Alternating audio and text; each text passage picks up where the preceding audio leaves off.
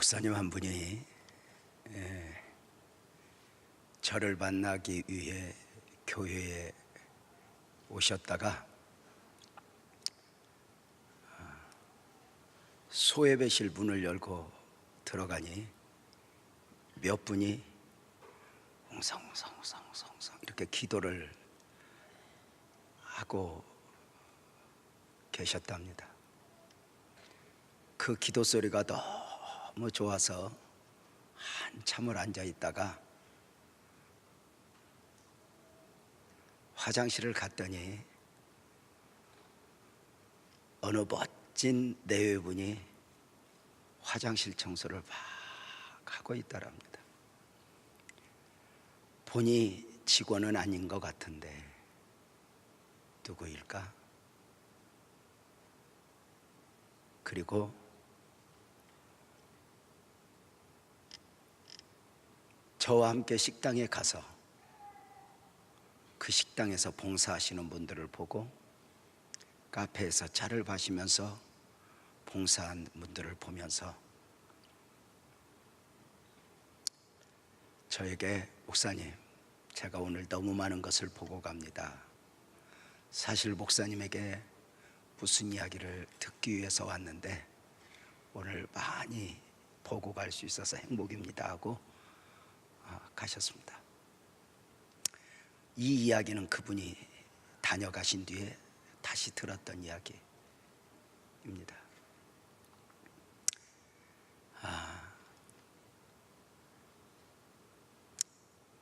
교회 구석구석 섬겨야 할 곳이 많은데 우리 귀한 분들 또 하반기에 교회 이렇게 소예배실, 본당, 화장실 구석구석 맡아서 섬겨주시는 분들이 오늘 찬양한다 해서 이렇게 또 감사였고 이렇게 보여주심에 이것이 교회다라고 하는 생각을 하면서 감사했는데 우리 모두에게 옆에 사람에게 박수를 막 쳐주세요. 너도 나중에 해라 하고.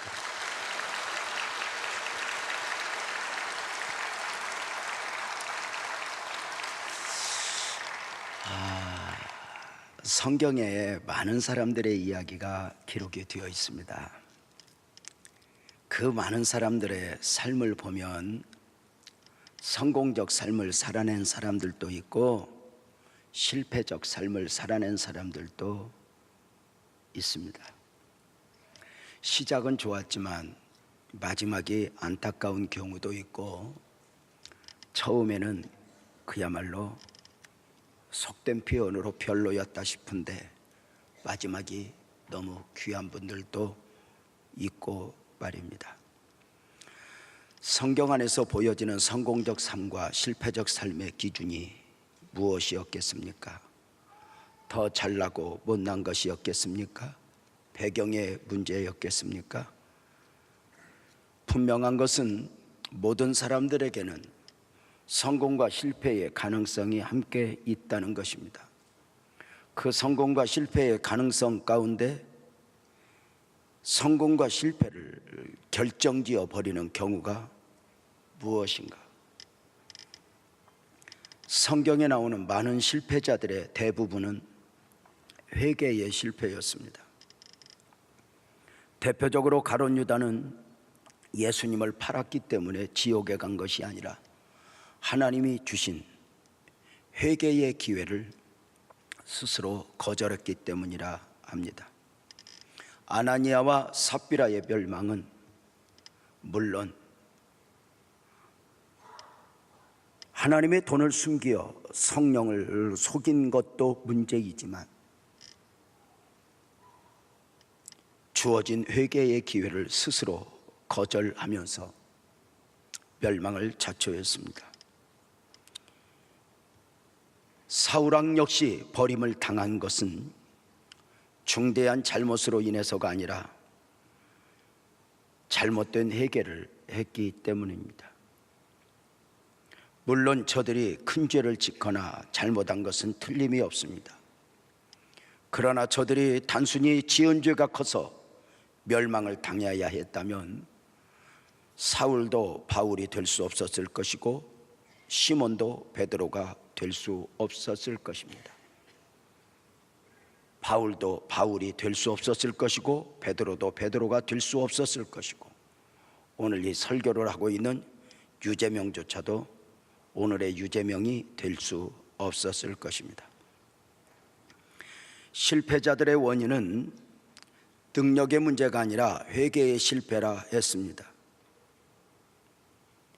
그렇다면 성경 안에서 은혜를 입은 사람들의 특징 또한 더 의로워서가 아니라 하나님이 주신 기회 앞에 회개했기 때문입니다. 다윗의 경우를 보더라도 다윗이 다윗될 수 있었던 이유는 깊은 회개입니다. 다윗이 하나님 마음에 합한 사람이었다 해서 모든 것에 완벽한 사람은 아니었습니다. 순간순간 얼마든지 무너질 수 있었고, 아니 그 무너짐의 현장 앞에서 그는 자신을 내려놓고 회개했습니다. 베드로가 베드로 될 수 있었던 이유도 회개하고 돌아왔기 때문입니다. 분명한 것은 회개는 그리스도인에게 주어진 특권이요 축복입니다. 성도님들이 종종 설교를 듣고 예배 후에 은혜를 받았다 말씀하시곤 하는데, 은혜라는 측면에서도 은혜가 은혜되기 위한 절대 요소가 바로 회개입니다. 은혜 받았다 할 때 여러분의 목사 개인적으로 기준이 있습니다. 말씀을 듣고 예배 가운데 내가 은혜를 받았다 하면 내가 좋은 이야기를 들었고 내가 깨달았기 때문이 아닙니다. 세 가지가 있습니다. 하나는 그 말씀이, 그 예배가 그로 하여금 회개하게 했는가입니다. 진짜 은혜는 회개와 함께 받는 은혜입니다. 주님 말씀 앞에서, 주님의 영광의 광채 앞에서 나 자신의 죄가, 나 자신의 허물이 드러나는 것입니다. 다른 사람의 죄를 말하는 것이 아니라 내 죄를 보고 내 죄를 말하는 것 말입니다. 은혜가 은혜되었는가 또 하나의 기준은 그 말씀을 듣고 기도하고자 하는 마음이 있어지는가입니다. 진짜 말씀으로 받는 은혜도 중요하지만 이 말씀이 능력이 되기까지는 바로 그 말씀을 붙들고 기도함으로 나타나는 역사입니다. 세 번째로는 결단이 있는가입니다. 진짜 예배, 진짜 기도는 결단을 드리는 것입니다. 그래서 오늘 당신은 예배 중에 무엇을 결단했습니까? 묻곤 합니다. 그저 앉아있다 가는 것이 예배가 아니고, 헌금 바구니 돌 때 봉투 몇 개 넣는 것으로 예배 다 드린 것이 아니라 마지막 파송 때 나는 무엇을 결단할 것인가 입니다. 하나님의 본질은 용서입니다. 물론 심판의 하나님이시지만 심판이 목적이 아니라 용서가, 구원이 목적입니다. 요나에게 사명을 어기고 도망하는 요나에게 풍랑을 보내셨지만 징계가 목적이 아니었습니다. 그럼에도 불구하고 무조건적 용서, 무조건적 구원이 아닙니다. 용서의 조건을 충족시키고 구원의 조건을 충족시킴으로 베푸시는 용서와 구원의 은혜입니다. 우리는 값없이 용서를 받았고 값없이 구원을 받았습니다. 값이 없이 받은 것은 내가 치루어야 할 값을 주님이 대신 치르셨기 때문입니다. 용서의 조건을 내가 충족시킬 수 없으니 하나님이 사람의 몸을 입고 오사 스스로 그 용서의 조건을 충족시켰기에 우리가 값없이 받는 은혜인 것 같지만, 사실은 용서와 은혜야말로 예수님 자리, 예수님을 대가로 지불하고 받은 용서요 구원입니다. 우리는 오늘 요나서 3장에서 니느웨 백성들의 회개를 보면서 회개의 모범, 완전한 모범은 아니지만 우리가 회개함으로, 이렇게 회개함으로 여서 모범된 어떤 회개의 모범을 부분적으로 보고자 합니다. 안타까운 것은 회개의 모범을 하나님의 백성들 이스라엘에게서 보여지는 것이 아니라 이방나라 니느웨 사람들의 회개에서 보는 것입니다. 니느웨 백성들이 어떻게 회개했는가? 놀라운 것은 성경에서 개인이 보인 회개의 모범은 종종 보일 수 있습니다. 예를 들어서 다니엘이가, 여호수아가, 때로는 다윗이 어떻게 저들이 회개를 했는가, 이건 볼 수 있는데 한 민족이, 한 집단이 이렇게 공동체적으로 이렇게 회개하는 경우는 정말 감동이고, 우리가 이 부분에는 좀 더 분명하게 연구를 해야 할 필요가 있습니다. 중요한 것은 니느웨 백성들의 회개는 하나님이 우리 모두에게 회개의 모범으로 주신 축복으로 받을 수 있다는 것입니다. 오늘 니느웨 백성들의 죄악은 말씀드리지 않겠습니다. 분명한 것은 니느웨 성을 향한 하나님의 마음입니다. 니느웨 성의 죄악이 가득했지만 용서를 원하시는 하나님은 요나를 보내사 심판을 일단 선포하십니다. 선지자 요나에게 들려진 하나님의 말씀이 요나서 1장 1절 2절에 있습니다. 여호와의 말씀이 아미떼 아들 요나에게 임하니라. 이르시되 너는 일어나 저 큰 성읍 니느웨로 가서 그것을 향하여 외치라. 그 악독이 내 앞에 상달되었단다 입니다. 하나님의 보내심 앞에 요나는 도망합니다. 니느웨로 가기 싫다는 것입니다. 니느웨는 멸망받아 마땅한 민족이라는 것입니다. 그는 반대 방향 다시스로 도망하게 되었고, 도망하는 그를 쫓아오신 하나님은 풍랑을 보내사 다시 그로 하여금 돌아오게 하셨고, 바로 고기 뱃속에 3일 있던 요나는 고기가 토하여 나와 보니 니느웨 앞마당이었습니다. 다시 하나님의 음성이 들렸습니다. 요나서 3장 3절 4절입니다. 요나가 여호와의 말씀대로 일어나서 니느웨로 가니라. 니느웨는 사흘 동안 걸을 만큼 하나님 앞에 큰 성읍이니라. 요나가 그 성읍에 들어가 사흘 동안 다니며 외쳐 이르되 40일이 지나면 니느웨가 무너질 것이다 외쳤습니다. 이 선포 앞에 니느웨 백성들의 엄청난 회개의 역사가 있어지는 것입니다. 사실 요나의 선포는 바른 선포는 아니었습니다. 왜냐하면 요나는 하나님이 두려워서 선포는 하지만 마음속에 니느웨 백성들은 여전히 멸망을 당해야 된다고 하는 생각을 접지 않은 가운데 있기 때문입니다. 요나서 4장에 보면 니느웨를 용서하시는 하나님 앞에 니느웨를 용서하시면 안 된다고, 맞짱 떠 만약에 니느웨를 계속 용서하시면 내가 죽어버리겠다고 3번씩이나 달라드는 것을 보면 요나 역시 한국 사람하고 성품이 비슷하다 싶은 생각이 듭니다. 그러나 요나의 그 외침 앞에 니느웨 백성들이 어떻게 회개했는가? 3장 5절부터 8절까지 한 목소리로 읽겠습니다. 시작. 니느웨 사람들이 하나님을 믿고 금식을 선포하고 높고 낮은 자를 막론하고 굵은 베옷을 입은지라. 그 일이 니느웨 왕에게 들림에 왕이 보좌에서 일어나 왕복을 벗고 굵은 베옷을 입고 제위에 앉으니라. 왕과 그의 대신들이 조서를 내려 니느웨에 선포하여 이르되 사람이나 짐승이나 소떼나 양떼나 아무것도 입에 대지 말지니 곧 먹지도 말 것이요 물도 마시지 말 것이며 사람이든지 짐승이든지 다 굵은 베옷을 입을 것이요 힘써 하나님께 부르짖을 것이며 각기 악한 길과 손으로 행한 강보에서 떠날 것이라입니다. 대단하지 않습니까? 요나가 마음속에는 저놈들이 멸망을 당해야 하는데 그렇지만 꼼짝 못하고 가서 복음을 전합니다. 요나가 이렇게 복음을 전하는 이유는 전하고 싶어서가 아닙니다. 지금이라도 도망가고 싶은데 도망갈 수가 없습니다. 왜냐하면 요나 마음속에 이미 결론이 난 게 있습니다. 나는 도망가도 다시 끌려와. 바로 이게 정리가 되어 있기 때문에 가지 못합니다. 그리고 복음을 전합니다. 마음속에는 저놈들이 죽어야 됩니다. 4장에서 맞짱 뜨는 모습도 미리 말씀을 드렸습니다. 묻겠습니다. 요나가 백성들에게 외치긴 외쳤지만 큰 소리로 외쳤겠습니까? 작은 소리로 외쳤겠습니까? 아마도 행여 들을까 봐 발발 떨면서 작은 소리로 했을 것입니다. 회개하랴, 뭐 그런 식으로 말입니다. 요나가 사람 많은 데 가서 했겠습니까? 없는 데 가서 했겠습니까? 아마도 할 수 있거든 사람이 없는 데 가서 외쳤을 것입니다. 회개하랴, 회개하랴. 여호와께서 40일이 지나면 심판하신다는데 그게 웬일입니까? 요나가 말씀을 전하고 선포하고 가는 곳마다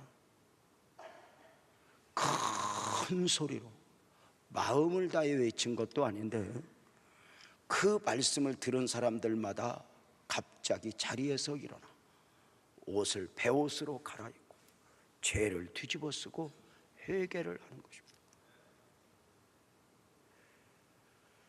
니느웨의 어떤 면, 군 이런 회개의 소식을 왕이 듣게 되었습니다. 아니, 백성들이 웅성웅성 하는데 저게 무슨 일인가?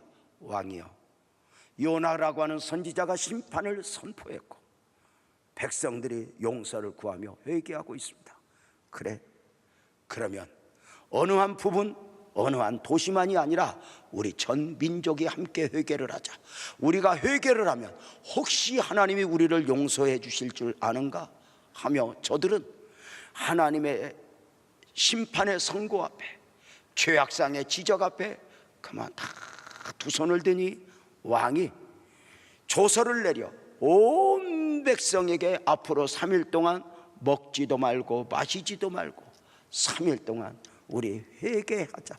죄를 뒤집어 쓰고 공장도 문 닫고 다 직장도 가지 말고, 이게 지금 심판의 선고 앞에 직장이 문제냐 사업이 문제냐 다 우리 머리를 조아리자 하는 가운데 조서를 내리니 어느 정도입니까? 3일 동안 먹지도 말고 마시지도 말고 사람만이 아니라 말씀 보면 짐승 가축까지도 다 먹지도 마시도 말게 하고 함께 어우러져 회개하는 엄청난 역사의 현장을 보고 있습니다. 도대체 어떻게 이런 일들이 일어날 수 있을까? 물론 이 엄청난 회개는 요나의 영빨이 아니라 하나님이 하신 것임을 부인할 수는 없습니다. 하나님이 하셨다, 아멘 합시다. 하나님이 하셨습니다. 하나님의 일은 하나님이 하십니다. 여러분, 조금 이따 말씀을 드리겠지만 요나를 보내면 가면 됩니다. 잘하냐 못하냐는 아무 상관없습니다. 답답하면 하나님이 알아서 하실 것입니다. 전도자들 힘을 내십시오. 어떻게 전해야 할까, 어떻게 말해야 될까. 여러분이 말 잘해서 복음을 전할 것 같으면 우리 부목사님들이 다 전도자에게 아무 상관없습니다. 그냥 가서 주절주절하면 다 알아서 나옵니다. 그저 답답하면 하나님이 역사할 것입니다. 보내놓으면 원래 시원찮은 놈 보내면 하나님이 더 감당을 못합니다. 쫓아가야 됩니다. 걱정하지 마십시오. 하나님이 다 역사를 이루셨는데 이 회개가 왜 오늘 무엇을, 이 니느웨 백성들의 회개의 모습 속에서 하나님을 감동시켜 심판을 돌이킬 만큼의 그 회개의 어떤 회개였기에 저들은 하나님의 심판의 선고 앞에 모두가 똑같은 죄인이라는 인식 가운데서 회개를 합니다. 심판의 선고 앞에 누구 때문에 무엇 때문에 하지 않습니다. 왕이니까 대통령이니까 국회의원이니까 책임져야 한다고 말하지 않습니다. 심판의 선고를 듣고 그 선고를 들은 사람들이 회개를 시작했고 전에 들은 사람이 회개를 시작했지, 그 소리를 듣고 다른 사람의 죄를 생각하지 않았습니다. 내 죄를 생각했습니다. 사실 니느웨 안에도 좀 더 의로운 사람도 있고 좀 더 악한 사람도 있었을 것입니다. 그럼에도 저들은 왕도 죄인이고 평민도 죄인이고 심지어 짐승들까지 똑같은 죄인이라는 인식을 가지고 회개하였습니다. 사랑하는 여러분, 교회가 어떤 경우에 있더라도 이렇게 한 마음으로 누군가의 죄를 말하는 것이 아니라 어떤 문제 앞에서 마치 나는 책임이 없는 것처럼 너 때문이야 누구 때문이야 말하는 것이 아니라 그 문제 앞에서 나 자신을 보고 무릎 꿇을 수 있다면 그 어떤 것도 문제가 되지 않을 것입니다. 놀랍게 저들은 당신은 죄인이야 상대적 의에 갇히지 않았습니다. 상대적 의라는 말은 율법적 의입니다. 비교 속에서 너는 죄인이고 나는 의인이라는 것입니다. 바리새인들 방식입니다. 사랑하는 여러분, 때로는 이 율법적 의를 가지고 사람들은 간음한 여인에게 돌을 듭니다. 교회 안에서 잘못하면 이 율법적 의를 가지고 우리는 때로 누군가를 정죄하고 심판하고 판단하곤 합니다.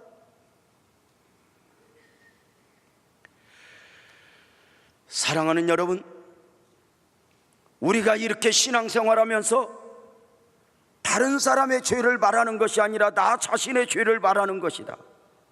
이게 굉장히 중요합니다. 나 자신이 죄인임을 인정하는가. 사랑하는 여러분, 죄 때문에 울어보셨습니까? 은혜란 말은 본래 신학적으로 받을 자격이 없는 자에게 베풀어지는 호의입니다. 은혜는 물과 같아서 낮은 곳을 향하여 흐르고 모이는 특성이 있습니다. 내가 의인이 되어 나를 높여놓으면 아무리 은혜를 사모한다 해도 은혜는 은혜 될 수 없습니다. 바울 사도는 설교자로 살아가지만 자기 자신을 늘 이렇게 고백했습니다. 나는 죄인 중에 교수라고. 나는 죄인 중에 교수라는 말은 이 세상에 나보다 더 큰 죄를 지은 사람은 없다는 것입니다. 내가 가장 큰 죄인이라는 것입니다. 사도 바울이 이 세상에서 누구를 만나도 나보다 더 큰 죄인은 없어, 내가 가장 큰 죄인이야 고백할 수 있었던 것은 사도 바울이 스데반을 죽이는 데 앞장섰거나 많은 하나님의 사람들을 핍박했기 때문이 아닙니다. 주님의 영광의 광채에 나 자신을 비추고 주님에게 다른 사람보다 한 걸음 더 가까이 간 사람들의 고백입니다. 내가 가장 큰 죄인이라고 말입니다. 여러분은 여러분 스스로 어느 정도 죄인입니까? 로마서 5장 20절에 죄가 더한 곳에 은혜가 더욱 넘쳤다는 말, 이 말의 의미를 아시는지요? 한번 따라서 합시다. 죄가 더욱 더한 곳에 은혜가 더욱 넘쳤나니. 안 하는 사람이 좀 있어서 다시 하도록 하겠습니다. 죄가 더한 곳에 은혜가 더욱 넘쳤나니. 죄가 더한 곳에 은혜가 더욱 넘쳤나니라는 말씀은 내가 죄를 많이 지어야 은혜를 받는다는 게 아닙니다. 사도 바울이 내가 죄인임을 고백한 것은 더 많은 죄를 졌기 때문이 아니라 더 많은 은혜를 입었기 때문입니다. 은혜의 보좌에 가까이가 하나님의 영광의 광채에 나 자신을 비춰보니 나보다 더 큰 죄인은 없는 것입니다. 나보다. 그래서 죄가 더한 곳에 은혜가 넘쳤나니, 이 말은 무슨 말이냐면 내가 죄인이라고 느끼는 만큼 비례해서 은혜가 있다는 것입니다. 이게 아주 중요한 논리입니다. 내가 죄인이라고 느끼는 만큼 이만큼의 용서의 은혜가 필요한 것입니다. 사도 바울이 나는 죄인 중에 교수라, 나보다 더 큰 죄인은 없어, 나는 평생에 가장 큰 죄인이야, 그래서 나는 은혜가 필요한 것입니다. 더 큰 은혜가 필요한 것입니다. 바로 이게 죄가 더한 곳에 은혜가 더욱 넘쳤나니 말입니다. 우리는 여러분 무엇이 문제입니까? 우리는 이렇게 신앙생활하면서 은혜를 받았다고 말하지만 나 자신도 모르게 나 자신의 의에 사로잡혀 있습니다. 여러분 옆에 사람 얼굴 이쁜가 한 번만 보십시오. 네가 이쁘냐 내가 이쁘냐 거울 보더라 한번 보십시오. 보라 그래도 안 보지만 본 걸로 치고 묻겠습니다.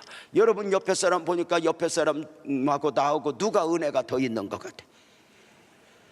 이렇게 물어보면 대부분 당신이 은혜가 더 있습니다. 그러면 또 한번 그 낯짝을 보면서 보십시오. 그러면 은혜가 상대에게 있다면 또 한번 보십시오. 뭘 보냐? 누가 죄를 더 많이 졌는가 한번 봐봐요. 아, 은혜는 네가 있고 죄는 내가 졌다. 아닙니다. 내가 죄인이라는 만큼 느끼는 만큼 필요해서 은혜가 있는 거예요. 여성분들이 이렇게 은혜가 많이 있는 것 같아도 문제가 뭐냐면 집안에 역사가 일어나지 않는 이유가 뭐냐면, 여성분들 한번 물어봅시다. 집에 가면 남편이 죄가 더 많아 내가 죄가 더 많아? 이게 그냥 넘길 일이 아니라 정확하게 정의를 해야 돼. 여러분 집에 가면 남편이 죄가 더 많아 내가 죄가 더 많아? 우리 집은 누구만 회개하면 돼? 원래 하나님이 나만 생각하면 물 붓듯이 복을 줘야 되는데 그 복이 오다가 누구한테 걸려? 그래서 나는 원래 복을 받아야 되고 복을 받고 살아야 되는데 저놈의 남편이 저래해서 우리가 복을 못 받으니 남편 핑계하니 집에 가도 감사가 없는 것입니다. 진짜 은혜는 뭐냐면 집에 가면 남편을 보면서 여보 내가 더 죄인이야, 내가 자격이 없는데 나한테 이렇게 살아줘서 고마워, 이런 마음 갖고 있어야 복인데 왜 김여신 아멘 안 해? 참 중요한 겁니다 여러분. 그래서 늘 나 자신이 부족하다고 약하다고 생각하면서 그렇게 하나님의 은혜가 이렇게 흘러갑니다. 그런데 마귀는 은혜를 받으면서도 완전한 회개가 아닌 죄성에 사로잡힌 가운데 은혜라고 하는 옷을 입고 누군가를 정죄하고 누군가를 판단하고 너 때문에 하게 만든다.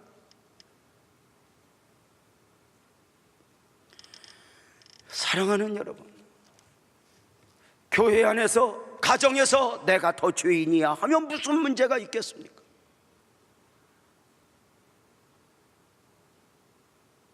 어쩌면 여러분들이 말씀하신 대로 죄송합니다 여성분들께서 여성분들이 남편보다 죄를 덜 지은 것 같습니다. 남편들은 밖에 있고 여러분은 집에 있는데 죄를 덜 지어야지 집구석에서도 죄를 더 지으면 사람이겠습니까?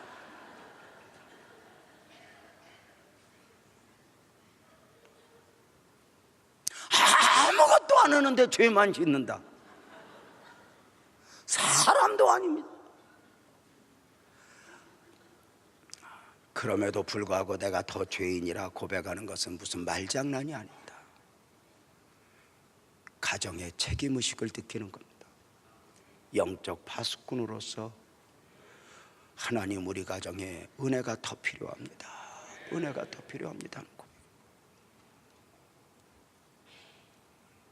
참 회개는 나 자신의 잘못, 나 자신의 허물을 보는 것이고,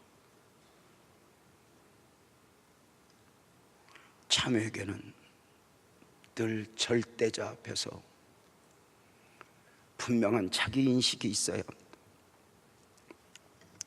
사람끼리 화해했다고 끝나는 것이 아니라 하나님 내가 좀 어리석었습니다.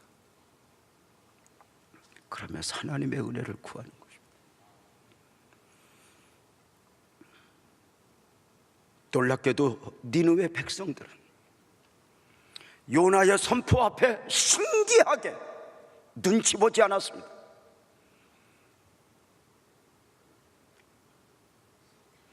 마치 거대한 바람이 지나갈 때 나무가 쓰러지듯 말씀 앞에서 다 각자 무릎을 꿇었습니다. 각자 죄를 뒤집어 썼습니다. 직접 듣지 않았지만 전해 들은 사람까지 다 베옷을 뒤집어 쓰고 먹지도 않고 마시지도 않고 회개를 합니다. 놀라운 게 뭐죠? 다른 사람의 죄를 말하지 않는다는 것. 교회는 다른 사람의 죄를 말하는 곳이 아니라 내 죄를 고백하는 곳입니다.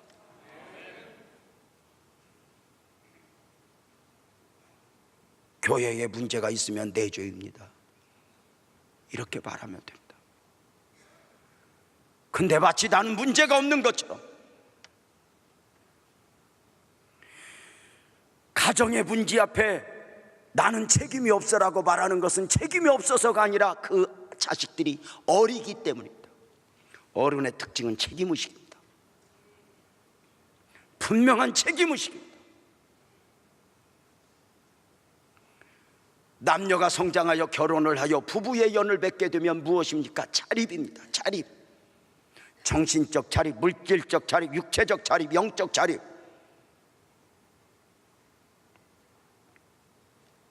스스로를 책임지고 서로를 책임지는.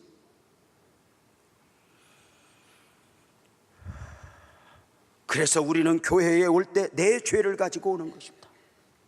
이스라엘의 제사는 크게 5대 제사가 있습니다.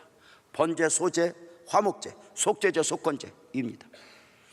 비율로만 따지면 번제가 있고 헌신, 소제가 있고 화목제가 있고 그 다음에 죄로 말미암아 드려지는 제사가 속죄제, 속건제입니다. 진짜 예배는 예물도 드리고 헌신도 드리고 다 드리지만 진짜 드려야 될 것은 상한 심령입니다. 죄를 가지고 고백하는, 한 주간 지은 죄 주님 용서하소서 고백하는 것입니다. 이렇게 자범죄를 고백하면서, 날마다 지은 죄를 고백하면서 행여 내가 기억에 없이 지은 죄, 이것을 회개하기 위해서 1년에 한 번 대속죄일을 정하여 지난 철야 때 말씀을 드린 대로 아사셀 양에게 안수하여 죄를 광야에 보내고 그 원죄와 자범죄를 깊이 회개하는 날을 삼게 됩니다.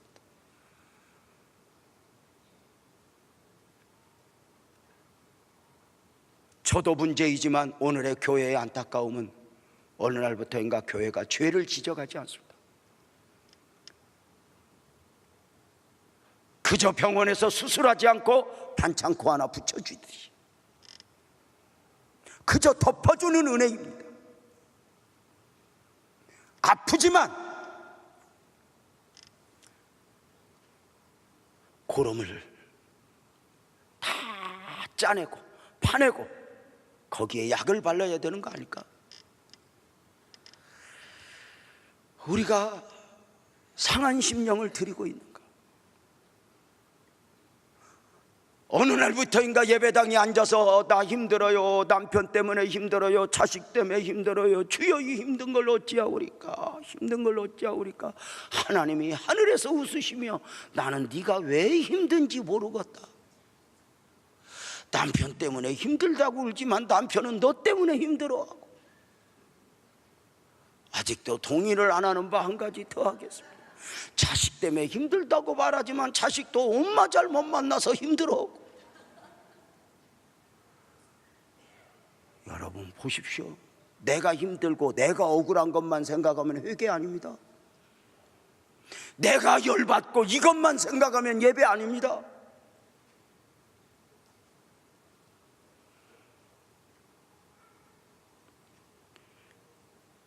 니느웨 사람들은 하나님 앞에서 자신을 다 내려놓았습니다. 멸망받아 마땅하다고 말입니다. 무엇보다도 니느웨 사람들은 자신의 삶을 바꾸었습니다.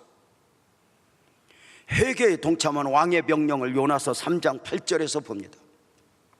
사람이든지 짐승이든지 다 굵은 베옷을 입을 것이요 힘써 하나님께 부르짖을 것이며 각기 악한 길과 선으로 행한 강포에서 떠나라, 명령입니다. 저들은 회개만 한 것이 아니라 삶을 바꾸었고 삶의 태도를 바꿉니다. 회개는 옛날 방식을 버리고 새로운 방식으로 삶을 바꾸는 것입니다. 회개는 삶의 결단입니다. 삶의 결단 없이 깨닫고 고백만 하는 회개는 회개가 아닙니다. 삶의 결단이 없는 깨달음은 역시 깨달음이 아닙니다.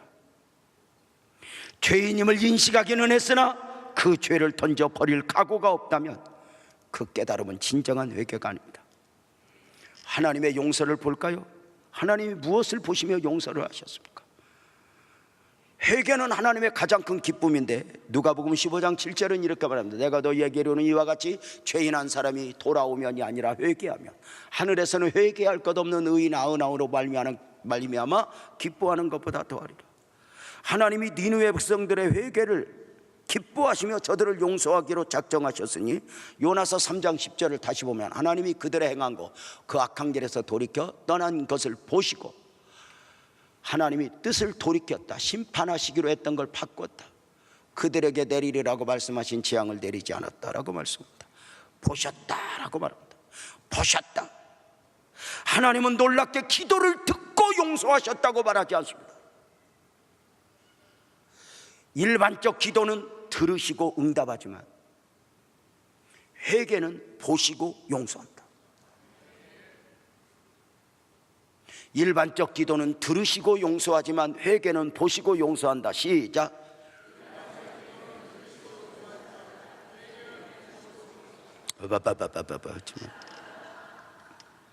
그 악한 길에서 돌이켜 떠난 것을 보시고 하나님은 들으시기도 하지만 주목하여 보십니다. 우리가 회개했다면 그 회개를 고백한 것으로 만족하면 안 됩니다. 진짜 회개는 하나님의 용서를 내 삶에 담아내는 것입니다. 내 삶에 하나님의 용서를 담아내야, 하나님이 용서하셨어, 그러면 그 용서를 내가 담아내는 것입니다. 그래서 내가 억만가지의 죄악을 용서받은 자로서 또 다른 사람을 용서하는 것입니다. 내가 1만 달란트 그 엄청난 죄를 용서받고도 다른 사람을 용서하지 못하는 것은 삶으로 담아내지 못한 것입니다. 꼭 기억하십시오. 일반적 기도는 들으시고 응답하시지만 회개 기도는 보시고 용서합니다.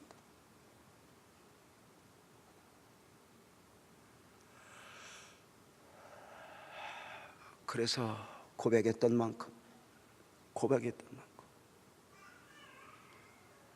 여기서 기도도 마찬가지입니다.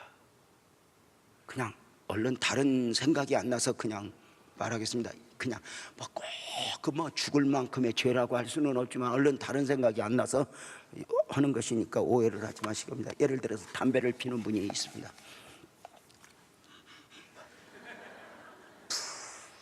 이게 진짜 맛있다고 들었습니다. 나는 진짜 담배는 안 피워봤지만 이걸 진짜 맛있다고 들어봤습니다.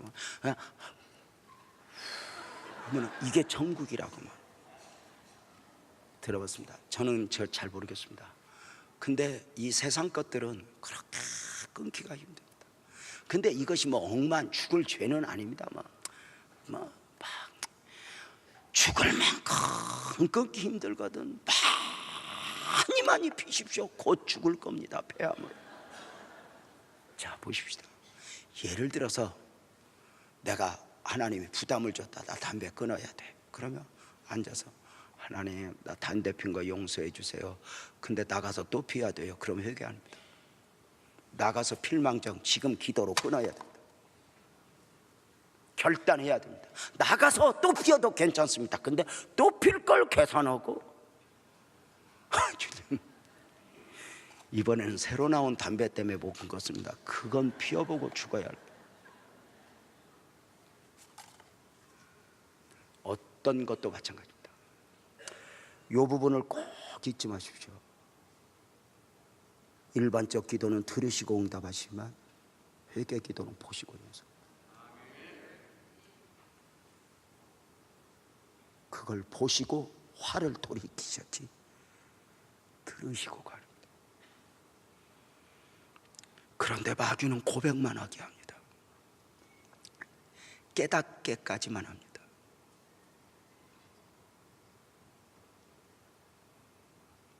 하나님의 은혜는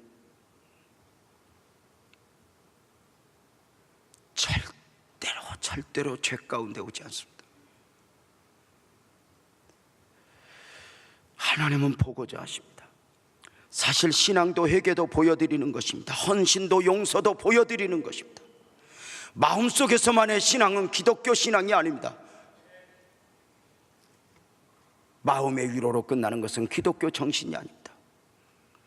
하나님이 나에게 보기를 원하십니다. 원수를 용서하는 거 보여드리고, 사랑할 수 없는 사람을 사랑하는 것을 보여드리고, 기도하지 않던 사람이 기도하는 모습을 보여드리고, 말로만 하는 것이 아니라 무엇인가 보여드리는 거, 이게 굉장히 중요합니다. 요나서 3장 4절에 요나가 그 성읍에 들어가 사흘 동안 다니며 외쳐 이르되 40일이 지나면 니느웨가 무너질 거야 외쳤습니다. 40일은 어떤 의미입니까? 돌이키기를 원하시는 하나님의 마음입니다. 멸망이 목적이었다면 선지자도 보내지 않았을 것이고 40일의 기회도 주지 않았을 것입니다. 그리고 니느웨 사람들은 그 40일 동안 자신들이 악한 길에서 떠났습니다. 그리고 하나님은 그것을 보시고 돌이키셨습니다.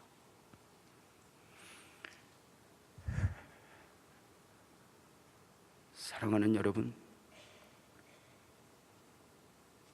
저들은 진짜 우리가 이렇게 기도하면 용서하실 거야, 이게 아닙니다.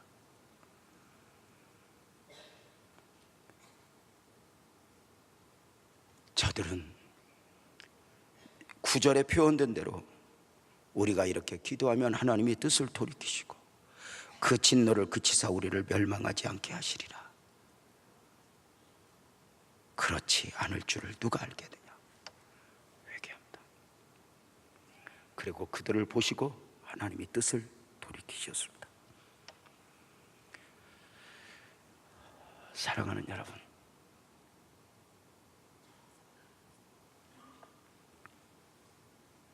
이것까지 설교를 좀 해야 될 것 같습니다. 니느웨 백성들의 회개 앞에서 읽어지는 하나님의 마음입니다. 딱 하나입니다. 너희가 이랬으면 좋겠구나. 사실 니느웨 백성들의 회개는 완벽한 회개이기는 하지만 은혜는 아닙니다.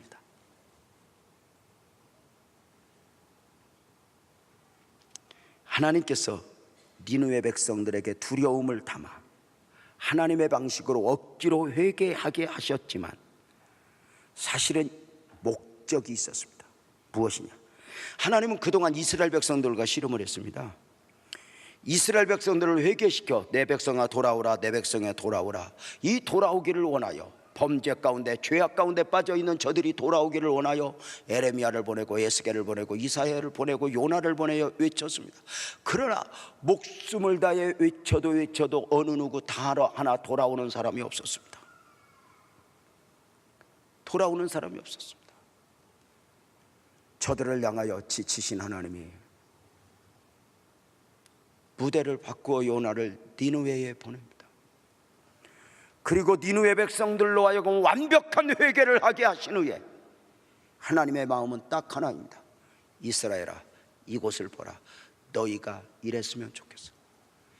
이 모습을 너희에게 보았으면 좋겠어. 단 하나. 그러면 하나님이 이스라엘 백성들을 억지로 회개 못 시킬까? 아니, 니느웨 백성들 방식으로 하면 하나님은 오늘이라도 저들 무릎 꿇을 수 있게 합니다. 그럼에도 불구하고 어떤 차이가 있냐? 니느웨 백성들은 일시적 용서입니다. 그래서 하나님은 이들을 강제로 회개를 시키면서 이스라엘 백성들에게 모델로 시청각 교육을 시키는 것입니다. 너희가 이랬으면 좋겠어. 내 백성아 이랬으면 좋겠어. 근데 니느웨 백성들은 두려움 가운데 은혜 없이 그저 공포심 앞에서 저들은 하나의 회개입니다.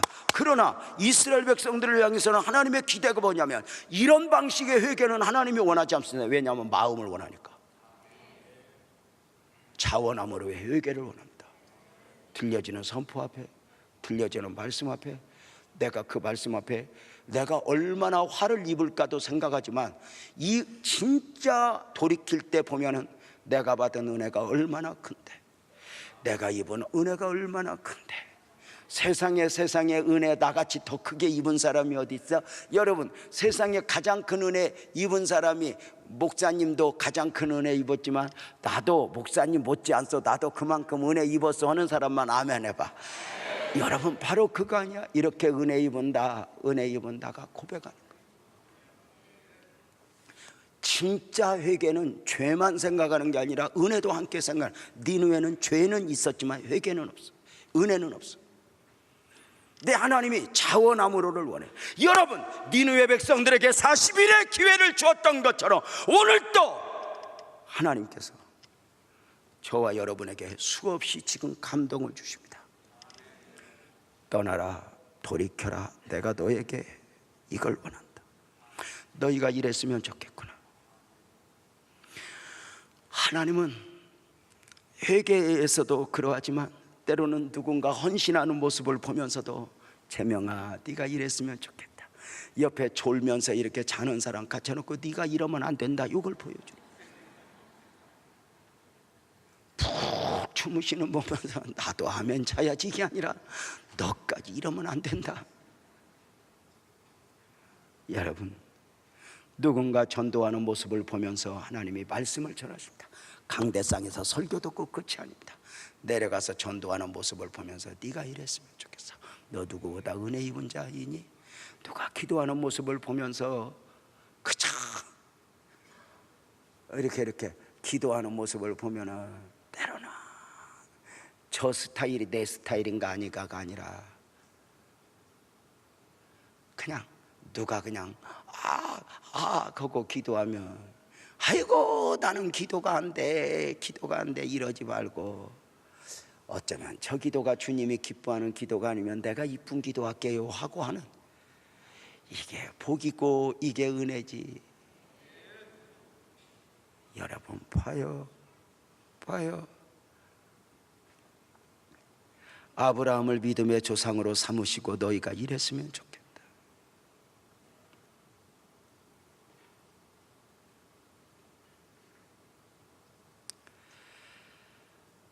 정말 이렇게 기도하는 훈련을 할 때 기도하는 모습을 보면서 우리 교회 전도하는 권사님을 보고 전도를 배우고, 기도하는 모습을 보면서 기도를 배우고, 목사가 뭐 신학교 다녔다고 해서 다 배운 게 아니야. 어떻게 저렇게 기도를 하실까? 제가 부교육자로 있을 때 그 기도의 모범을 보인 집사님을 보면서 감동이야. 어떻게 저렇게 기도하실 수 있을까? 어떻게 저렇게 오래 희마리도 없이 주여 저렇게 기도를 오래 하나? 나는 주여 하다가 그냥 푹 자고 또 주여 하는데, 그래 오래도 해. 어느 날 그분 기도를 이기고 싶고, 어느 날 목사님 기도를 이기고 싶어서 내가 오늘부터는 새벽 기도 바치고 제일 늦게 나가는 사람으로 훈련을 하자. 그래서 버티고 근데 다 이겨먹었어. 담임 목사님도 이겨먹고 다 이겨먹었어. 장로님도 다 이겨먹었는데 어떤 권사님 하나는 한 번도 이겨본 적이 없어. 기도가 직업인지 새벽 예배 마치고 안 가. 7시가 돼도 어떤 때는 8시가 돼도. 어느 날 새벽 예배 나오면서 오늘은 결단을 했어. 내가 오늘은 그 권사님보다 기도를 더 많이 할 수는 없지만 내가 새벽 예배 마치고 늦게는 나온다. 내 권사님보다 늦게는 나온다 하고 비장한 각오를 하고 새벽 예배 딱 마치고 강단 한쪽에서 저쪽 구석에서 기도를 하는 거야. 이제 이때쯤 되면 다 갔어. 이제 틀림없이 권사님 하나만 남았어. 눈을 싹 떠봤더니 맞아. 기도할 때 눈 뜰 때는 하나만 뜨거든. 그래도 하나님을 향해서는 하나 감고 하나 뜨고 보는 거지. 둘 다 뜨면 그거 양심불량이지. 하나님 앞에는 내가 이거 감고 있습니다. 뭔가 느낌이 있어야 되잖아. 여러분 봐봐. 눈을 하나 싹 떠봤더니 맞아. 그 권사님만 주여 하고 있어. 7시가 넘어 8시가 됐는데 안 가. 좋았어. 평소 8시까지 있을 수 있었어. 9시가 됐는데 안 가. 기도는 이미 바닥나서 엎어져 자다 보니 10시에도 안 가. 제가 기다리다 한마디 했어. 권사님 안 가요? 그랬더니 전도사님 왜 안 가셔요? 나 오늘 오전에 여기 있으려고요. 그래.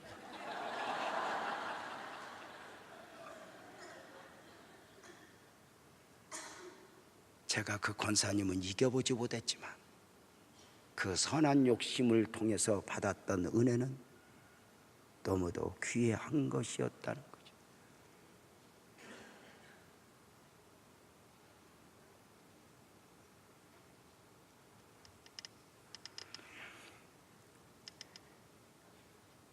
성경에 때로는 부정적인 사람을 보여주면서 너는 이러면 안 된다.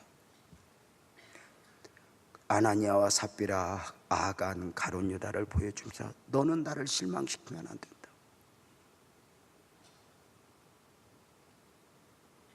주님은 강대상에서만 설교를 듣게 하는 것이 아니라 때로는 포기해요.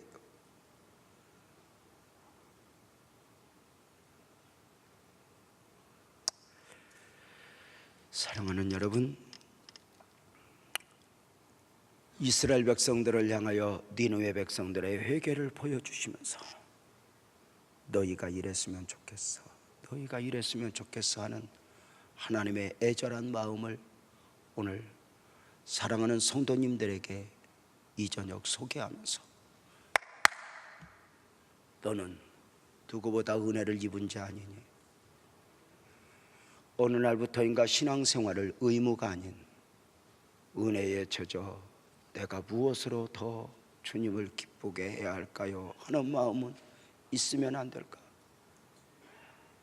마치 믿어주는 것처럼 이게 아니라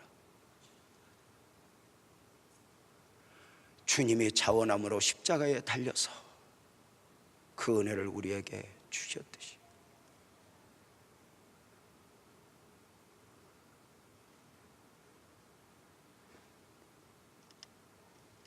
어느 날 주님이 나를 감동시키기를 원하는 것 이상으로 나는 주님을 정말 기쁘게 하는 하나님의 사람인가? 찬송하나 합시다. 나 주님의 기쁨 되기 원하네.